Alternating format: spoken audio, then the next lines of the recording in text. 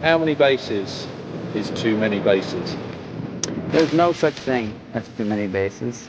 I didn't used to believe that. I used to take maybe 5, 6 basses on the road, but something happened a few years ago.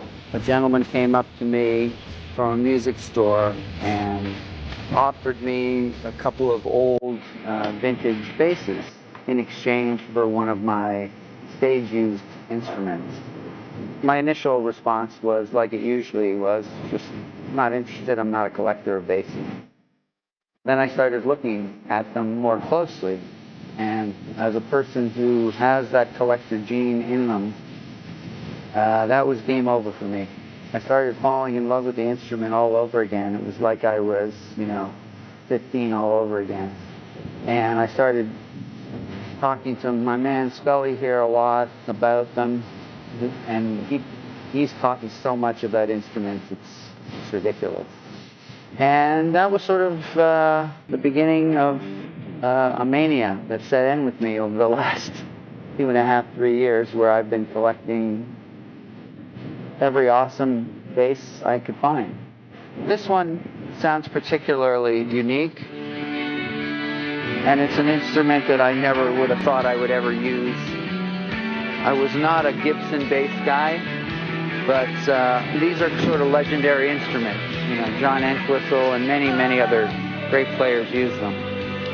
And it wasn't until I plugged this in a live environment that I realized that it has a really cool and unique sound. Very different than my sort of patented sound, but I love playing it. It has a really different tone to it.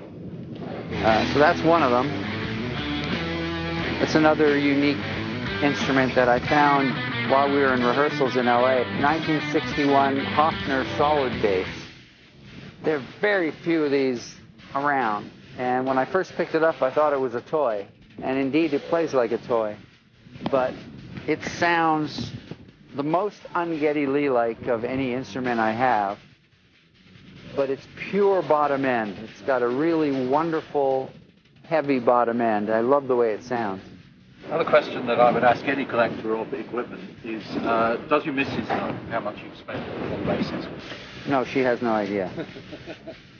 But she doesn't mind. Of all my collectibles, she understands this one because it makes the most sense for me to collect instruments that I make my living with. So, so she's totally cool with it.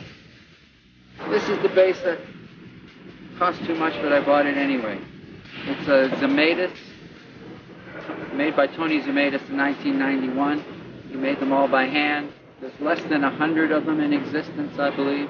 I bought this from renowned bass player Bob Daisley. He'd had 2 of them, one of which was one of the original Zemetis basses that was made for Ronnie Lane, which he wouldn't part with, but he would part with this one, so I got it from him, and then I went back to the original engraver, Danny O'Brien, to enhance the engraving, which he did, and he did an amazing job, so I'm very happy to have that one.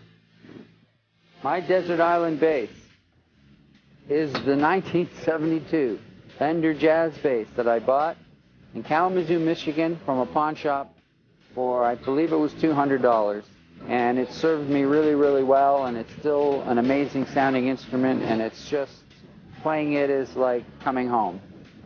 I use it more than any of the other basses. Even though I parade about 20 out every night, I use this in about 4 songs.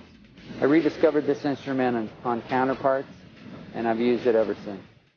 The biggest pain in Scully's ass is probably the one he's working on right now, which is one of the 2 double necks that we take on the road, because not only does it have a bass attached to it, but it's a 12-string guitar as well, so it requires a lot of maintenance.